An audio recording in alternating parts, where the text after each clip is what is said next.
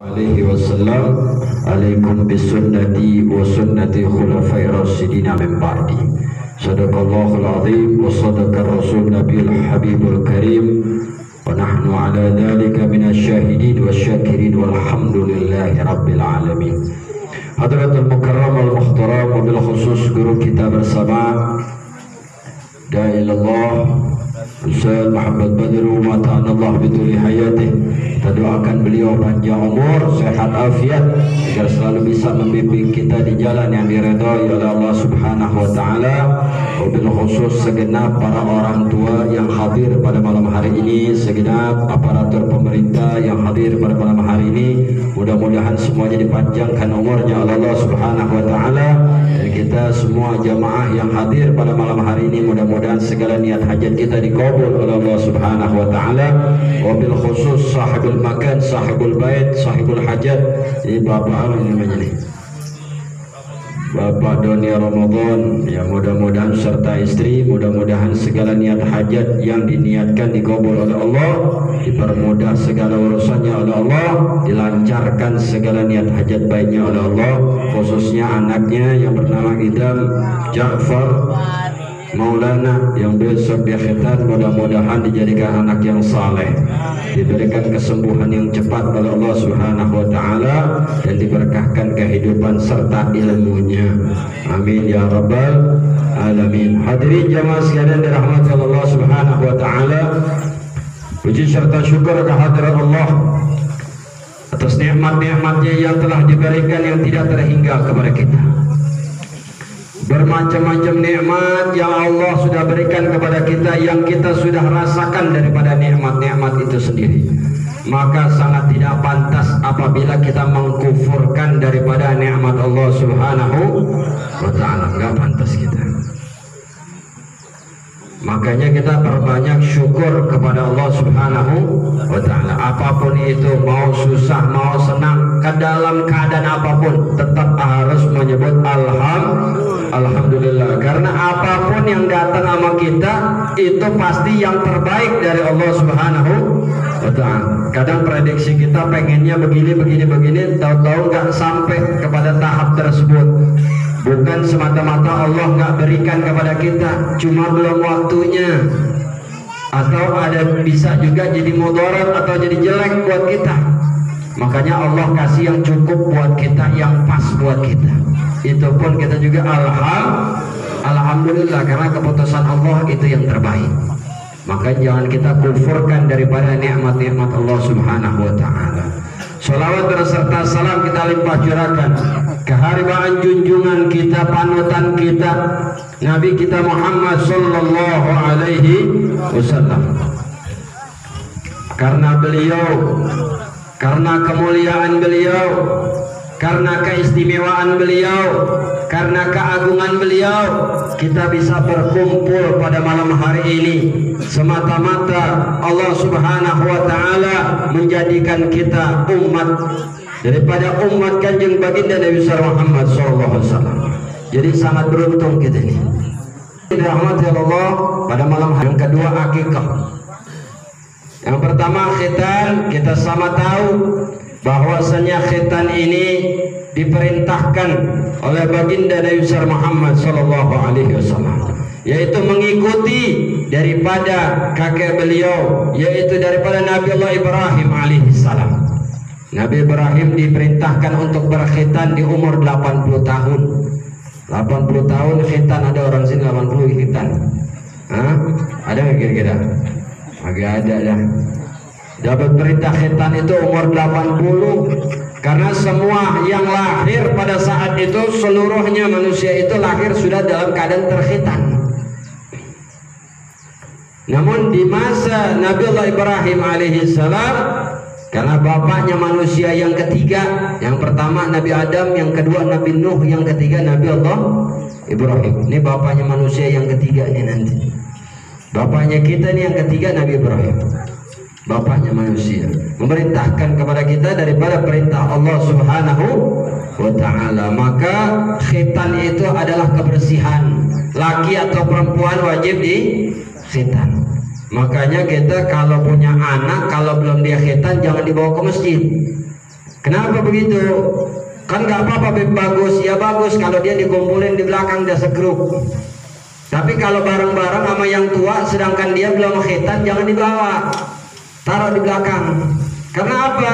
Karena dia masih bawa najis, masih bawa najis. Tuh di kulubnya itu tuh menyimpan najis. Kalau orang sholat bawa najis, kira-kira sah nggak? Sah nggak sholatnya?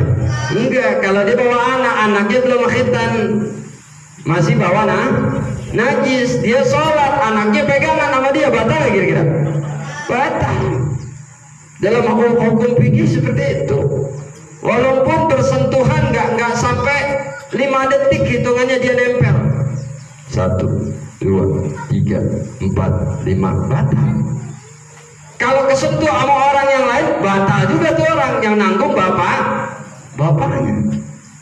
Makanya kalau ada anak kecil di masjid nggak apa-apa, tapi di luar, ya pojokinnya kumpulin sama teman-temannya. Kalau yang udah khitan, ajarin, taruh di sebelah kita. Tuh kita didik. Karena apa? Nggak mengganggu terhadap orang lain atau amalan ibadah orang lain. Makanya perempuan juga begitu, perempuan juga dia khitan. Bedanya kalau yang laki umur berapa aja boleh, maksimal 7 tahun, 7-8 tahun udah ada khitan. Ya kalau perempuan dari kecil, padahal khitan itu bagusnya juga dari kecil. Sudah bagus dia khitan, gak jadi masalah. Kesian ya, kalau ngikutin kesian apa kok kita kesian? Lah baik perempuan kita khitan emang gak kesian? Kesian juga, sama, nggak ada bedanya, sama-sama kita kesian. Ditindik kupingnya pakai anting, kesian nggak? Kesian, nangis dia. Kalau ngikutin kesian nggak ada habisnya. Tapi memang itu perintah agama kita. Kita jalankan daripada sunnah yang diperintahkan oleh baginda Nabi Muhammad Sallallahu Alaihi Wasallam. Makanya orang laki nggak boleh pakai anting, orang perempuan pakai anting. Orang laki kalau pakai anting fasik. Tahu fasik?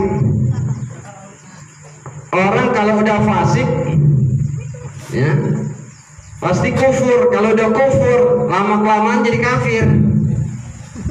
Orang fasik apa ya? Orang laki ini pakai anting, itu fasik.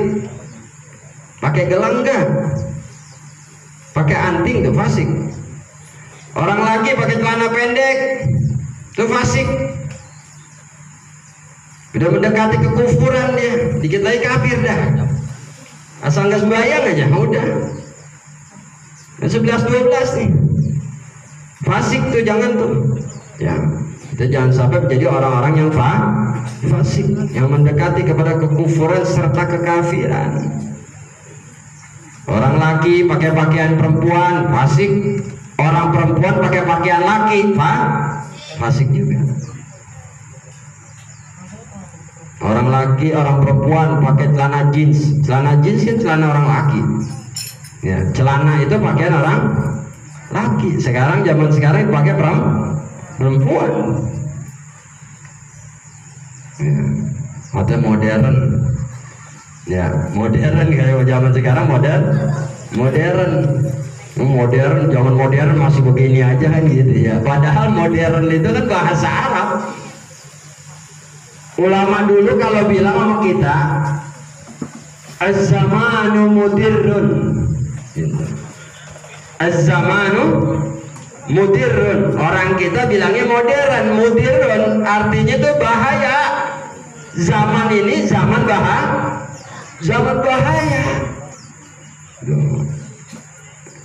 Salah artiin modern jadi berkelas. Kayaknya mewah gitu, kayaknya wah begitu kira-kira. Padahal artinya bahaya. Nah, jadi jauhin itu.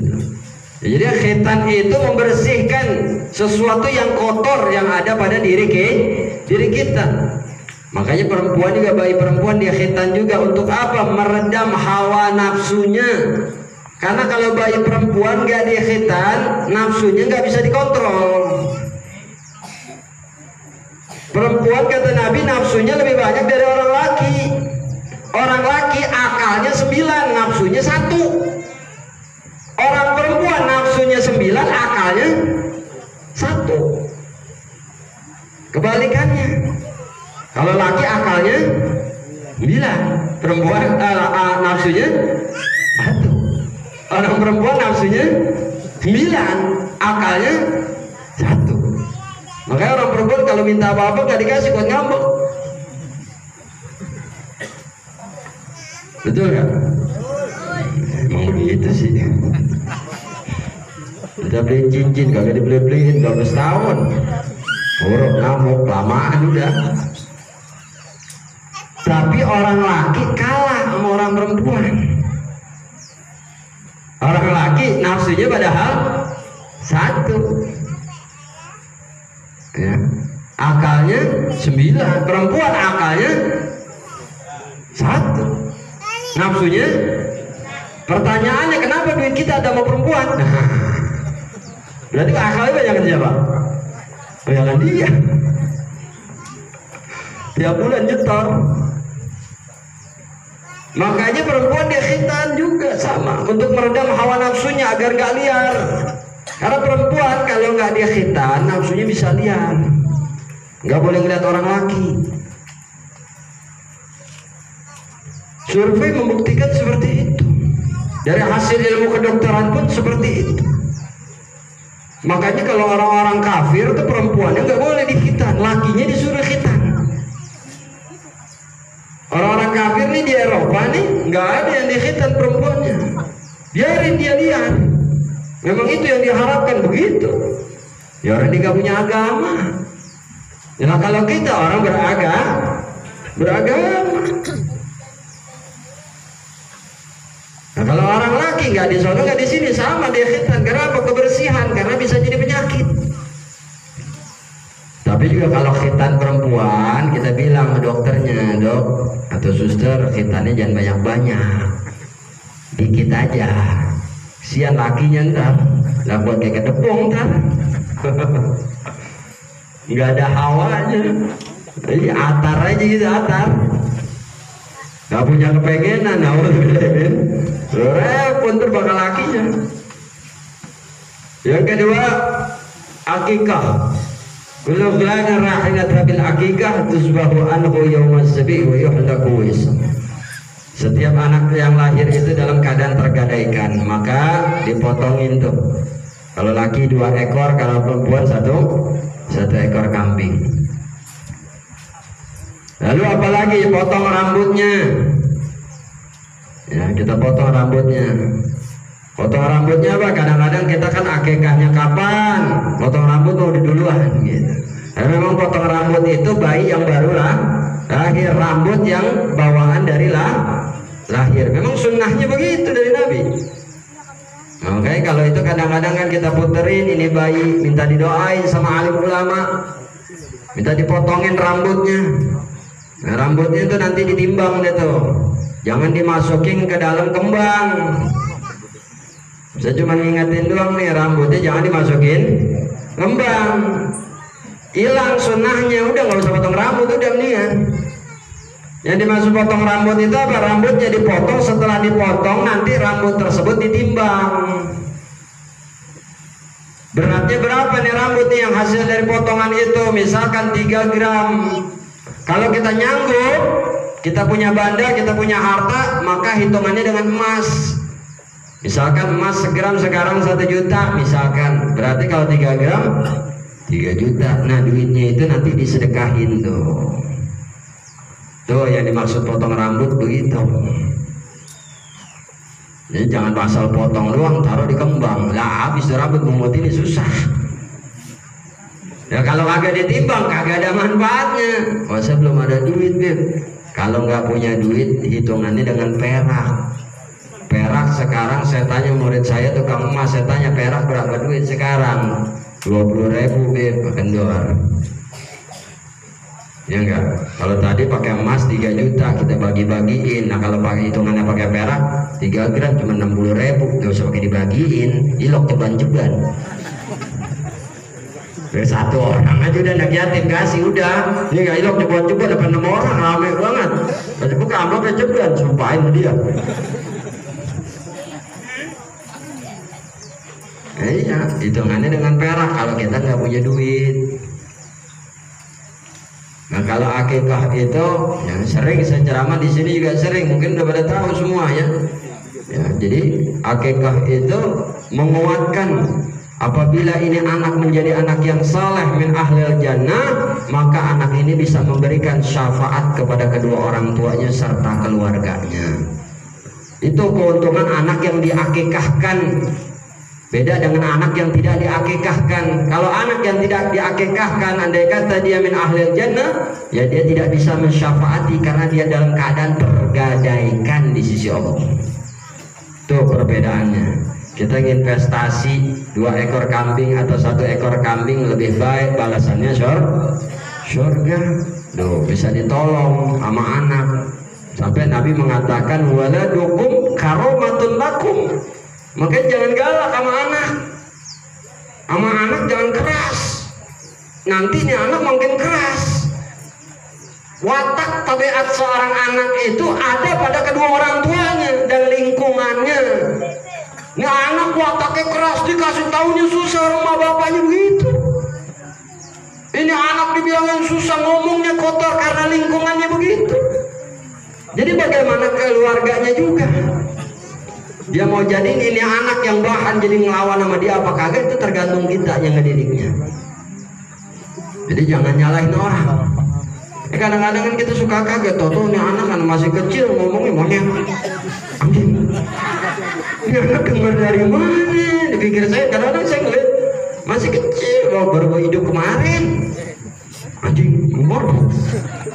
Ini anak gue gaul di mana? Di kecil-kecil doang gitu. Ya, karena apa? Didikannya, pergaulannya. Ya. Kita jaga makanya anak-anak kita biar jadi anak-anak yang saleh dan saleh. Hadirin jamaah yang dirahmati Allah Subhanahu wa taala. Kita ini umat Nabi Muhammad, umat yang paling beruntung di antara umat-umat yang lainnya. Keistimewaan Nabi kita udah luar biasa. Bahkan Nabi Allah Musa alaihi salam pengen banget jadi kayak kita nih, hidup begini nih. Jadi umat Nabi. Karena apa? Bahwasanya di dalam kitab Habib Abdullah bin Abdul Haddad menceritakan tentang Nabi Allah Musa alaihi salam manakala beliau menerima wahyu dari Allah Subhanahu wa taala di Jabal Tursina. Nabi Allah Musa mendapat alwah. Tahu nggak alwah? Alwah ini satu lempengan batu yang bertuliskan firman Allah, lempengan demi lempengan. Di dalam alwah ini tertulis daripada umat, kisah umat akhir zaman. Yang saya maksud nih kita sekalian nih yang ada hadir di sini nih, hadirin jamaah sekalian. Di mana di dalam alwah itu daripada kitab Nabi Allah yang diterima oleh Nabi Allah Musa. Nabi Musa kitabnya apa? Hah? Nabi Musa kitabnya apa? Hah? Taurat, mana pada takut amat ngomongnya.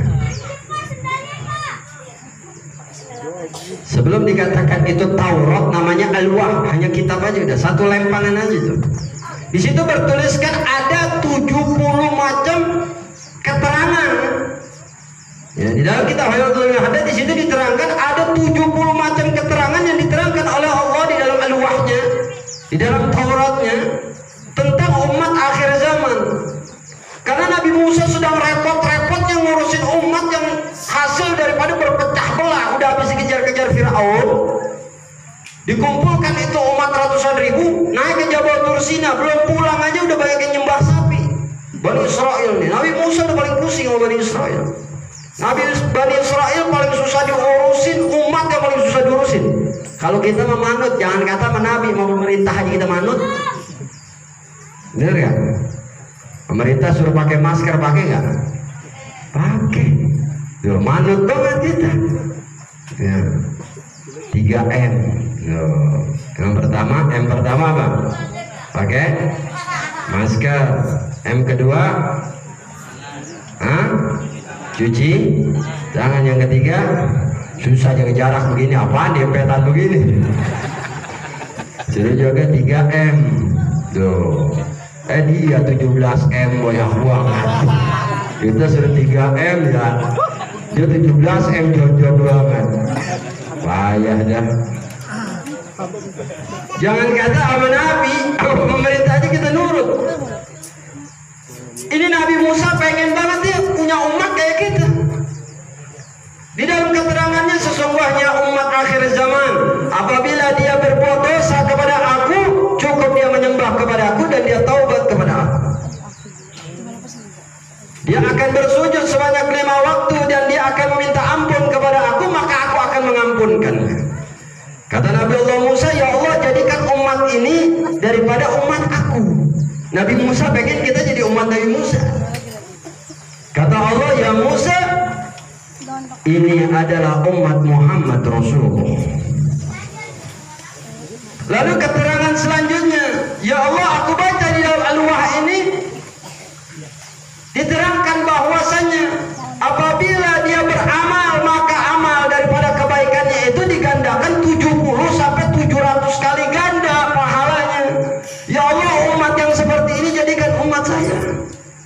Kata Allah, sesungguhnya yang engkau tunjuk itu adalah umat Muhammad Rasulullah.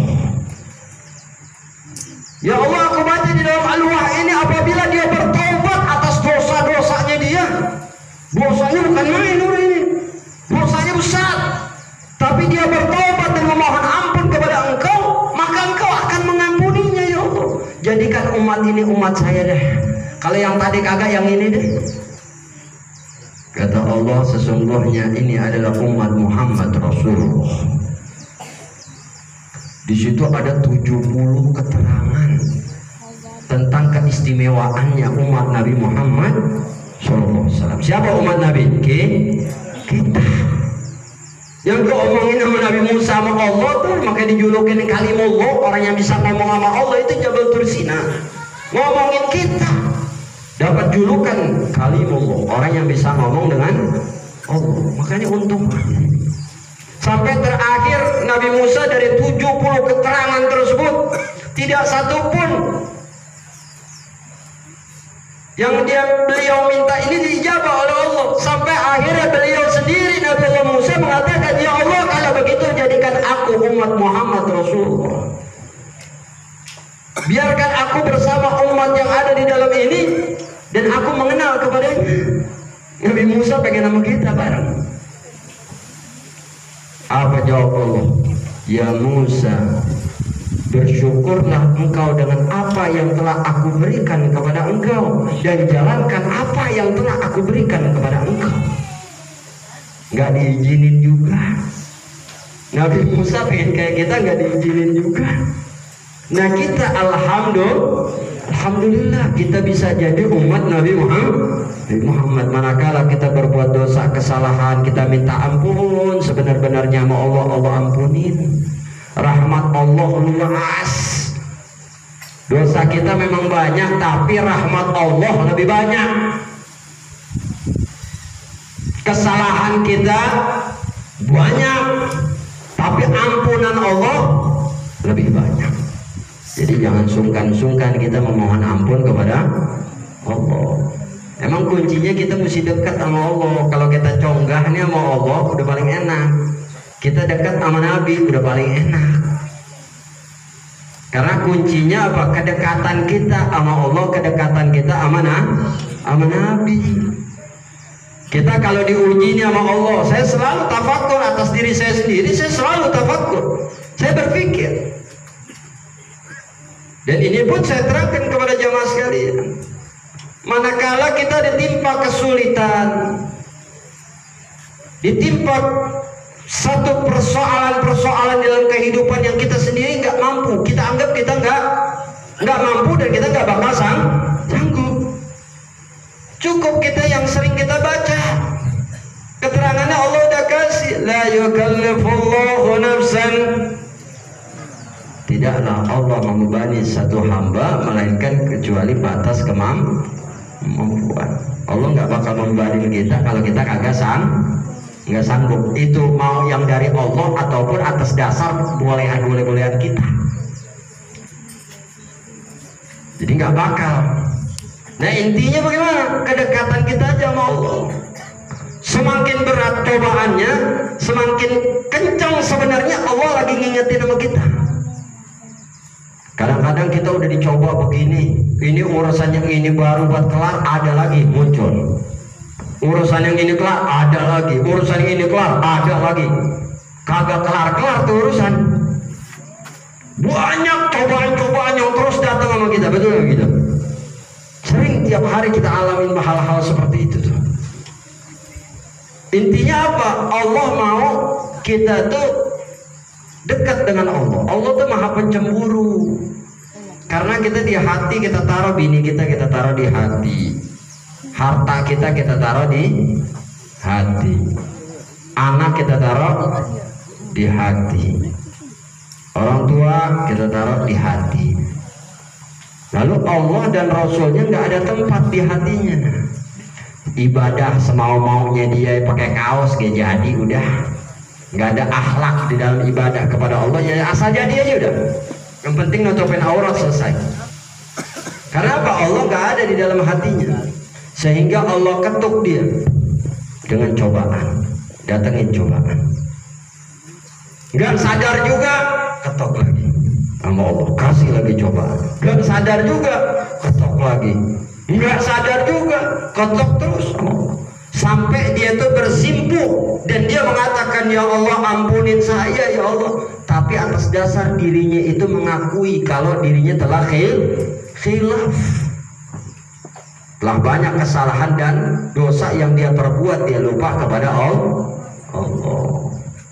Jangan semuanya anak, bini, orang tua, semuanya dah, banda, motor, mobil, segala macam yang kita punya, yang ada, yang kita lihat, semua taruh di kepala kita juga. Ya bapak-bapak ini saya ingetin, sering buat orang ngamuk ke rumah begitu. Apalagi zaman COVID begini, duit rada langka. Ya, ada duit rada susah.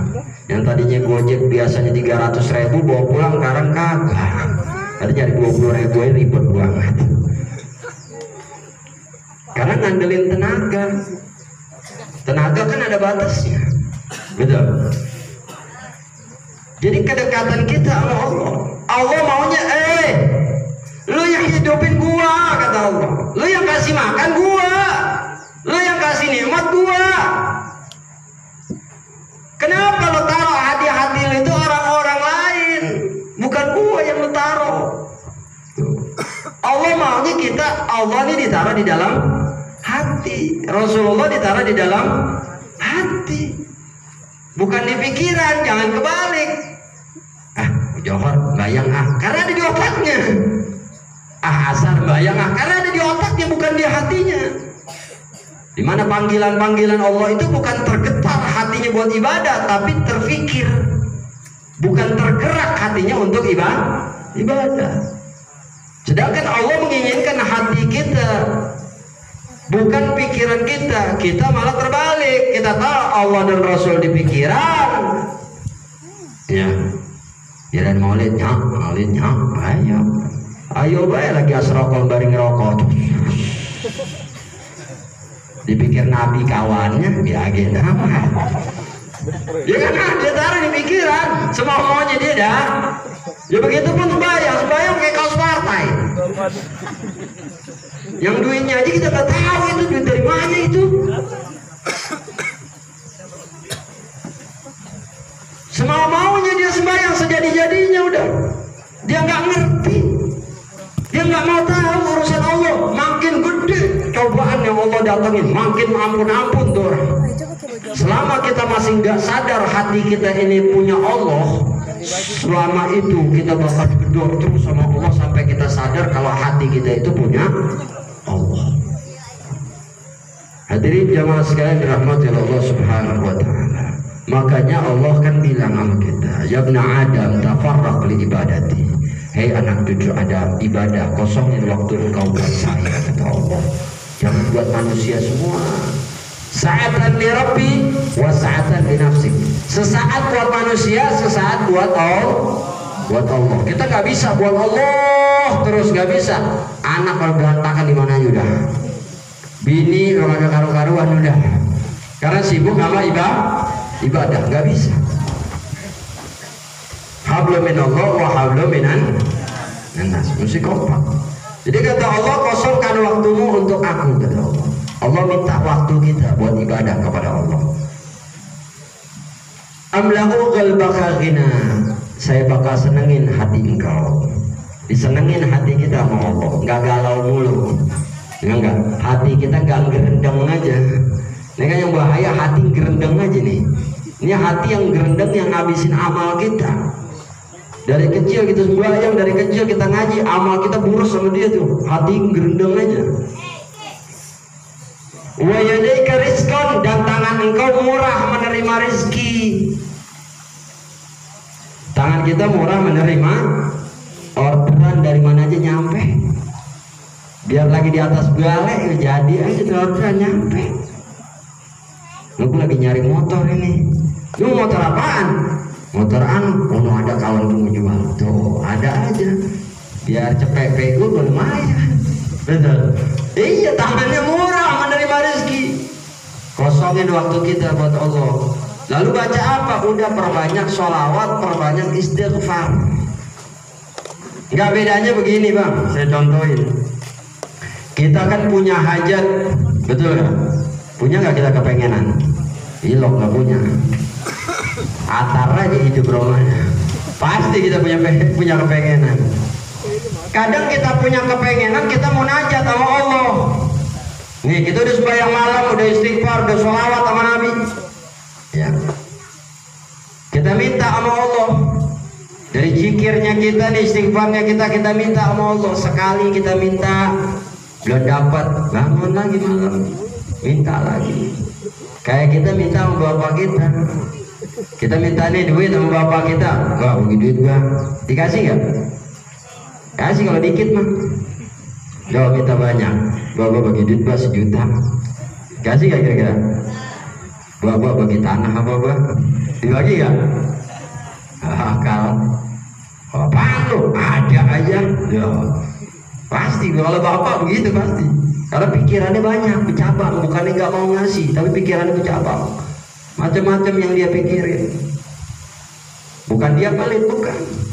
Tapi sesuai batas kemampuan yang dia tahu kita. Jadi jangan pernah kita durhaka sama kita punya bapak. Sebab kalau nggak ada dia, nggak ada lu. Betul. Iya loh, perempuan dia beranak kagak ada lakinya. Hah? Mustahil. Kita minta bapak kita sekali nggak dikasih, 2 kali nggak dikasih, minta 3 kali nggak dikasih. Ada lagi cara kita yang keempat. Kita gelendotin mak kita. Mak bilangin sama bapak, mak pelit banget sama bapak. Iya kita minta kagak dikasih, minta ini kagak dikasih. Bilangin apa soalnya? Ya bagaimana kayak mau ngomongin sono, rayu-rayu kayak bagaimana kayak? Dah nenek cek. Kan mau ngeteh tumben akhirnya ngomong ya ada aja gitu. Ada apa lo gitu dah ngapain lo ini bocah kesian nono begini ini jodoh saja kan dia. Ya udah ntar jangan pakai ntar karang begini orang laki kan pusing kalau gitu gerenjengin. Coba orang laki digerayangin deh kalau orang laki bini dia mau pusing nggak? Mendingan ngasih apa dia ngomong? Ngasih. Percaya nggak percaya, survei membuktikan begitu. Orang lagi paling nggak kuat tuh, grebengin aja. Kalau dia ada pasti dikasih, kalau nggak ada paling dimaki-maki.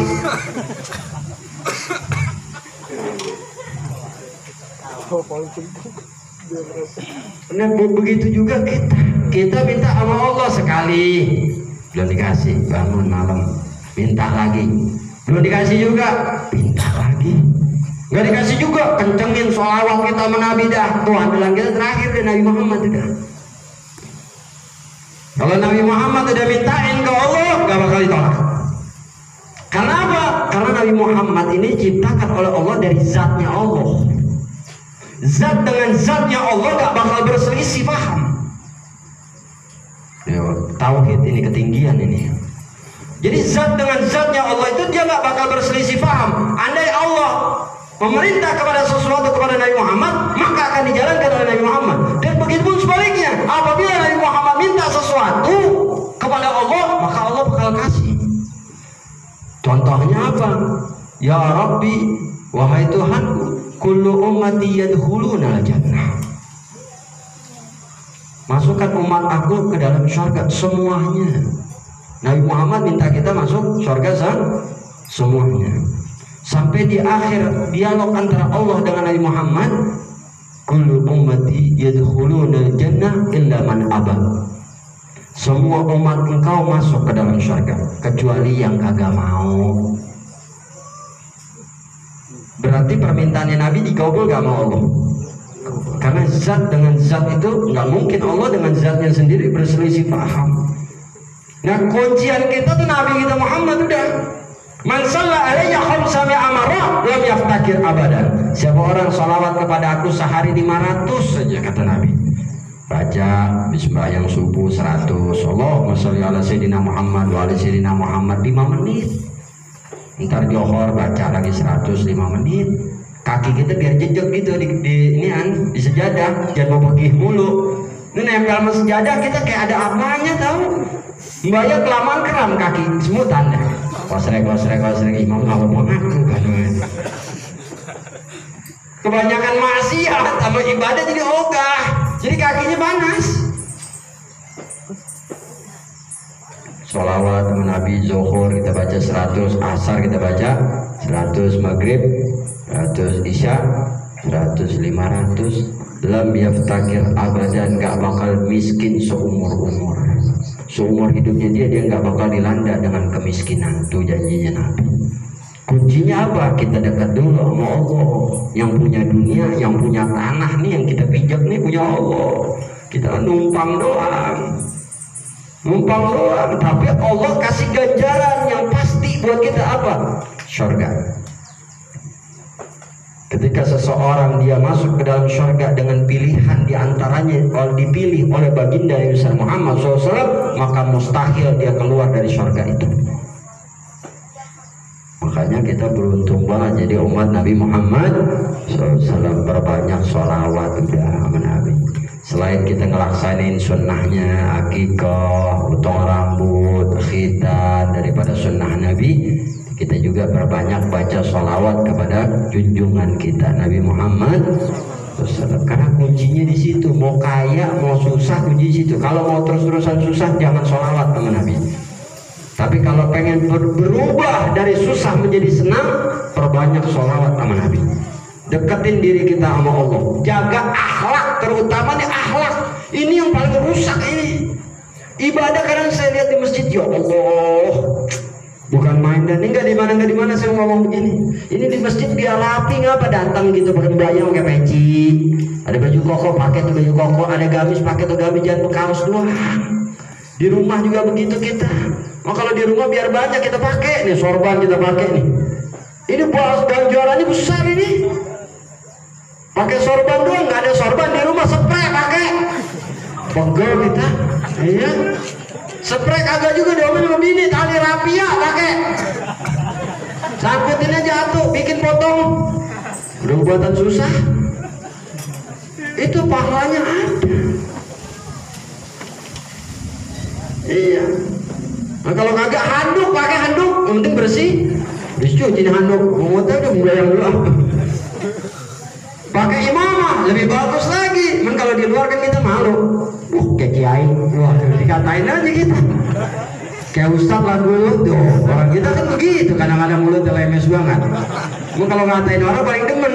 Berarti juga nggak bisa gitu. Yang perempuan juga begitu, ibadah sembahyang biar rapi. Sering kalau perempuan mah gampang ingatin nyatu. Dia memang udah alhamdulillah nutup aurat, cuman kirain sembahyang. Nih kalau pakai mukena nih batas janggut di sini nih. Jangan di bawah sini, bilangin ya sama bini ya. Ini bini kita kadang-kadang kalau sembahyang coba perhatiin dah. Dia naruh mukena di sini nih. Kalau orang laki ini ada lapakan nih. Jadi naruh mukena di sini nih, nggak sah ini sembahyangnya. Karena masih aurat. Nih sampai di sini nih. Di bawah janggut sini mesti pakai mukena. Ini di sini. Urut doa nggak kabul-kabul, bayang nggak sah. Dan yang kedua, kalau orang perempuan gampang doain suaminya, jangan doain diri sendiri, salah. banyakin rezeki saya. Lah emang agak kemana-mana di rumah baik. Yang ayah makan lakinya.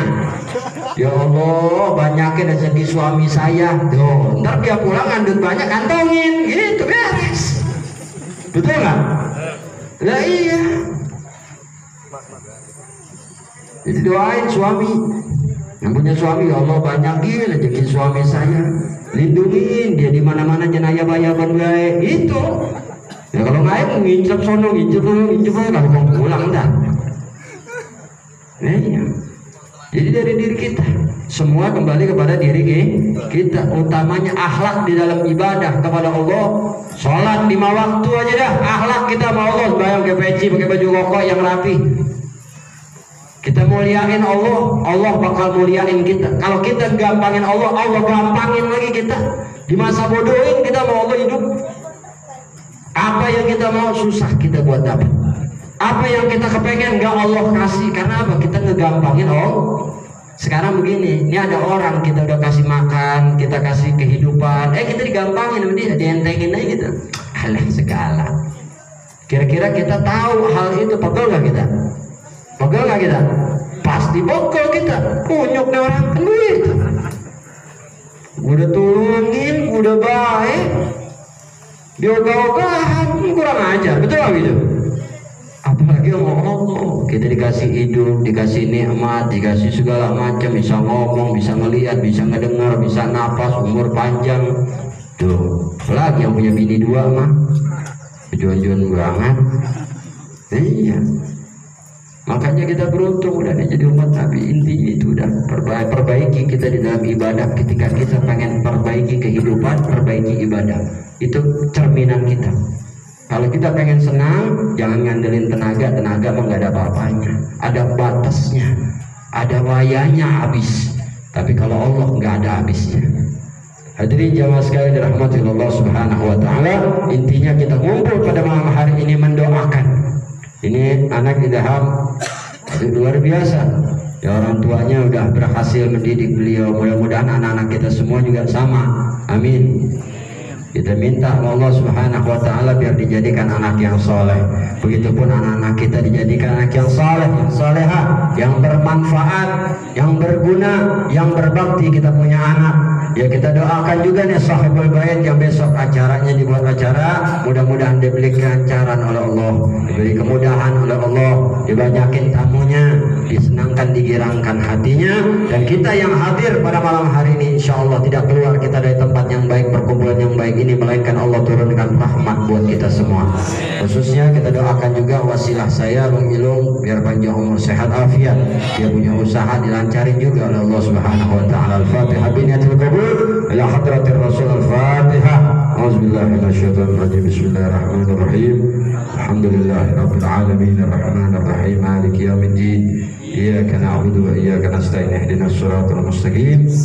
Alladzina an'amta 'alaihim ghairil maghdubi 'alaihim waladdallin. Amin. Satu lagi Fatihah kita doain guru kita Ustaz Muhammad Badru biar panjang umur sehat afiat, diluaskan rezekinya oleh Allah, dilancarkan urusannya oleh Allah, dikabul segala niat hajat baiknya oleh Allah. Fatihah binatil qabul la hadratir Rasul. Fatihah.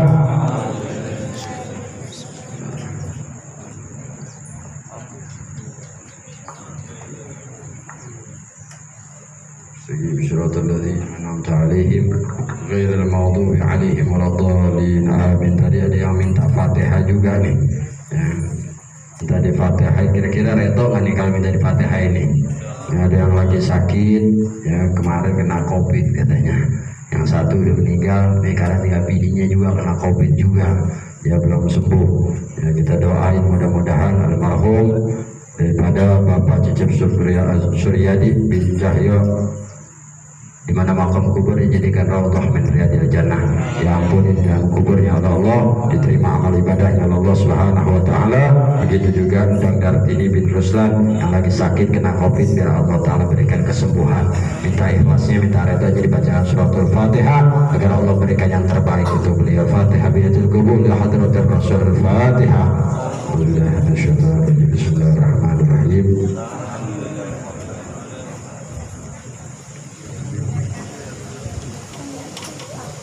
Wal mawdu maghdubi alaihim waladdallin. Amin. Itu saja bisa saya sampaikan, kurang lebihnya saya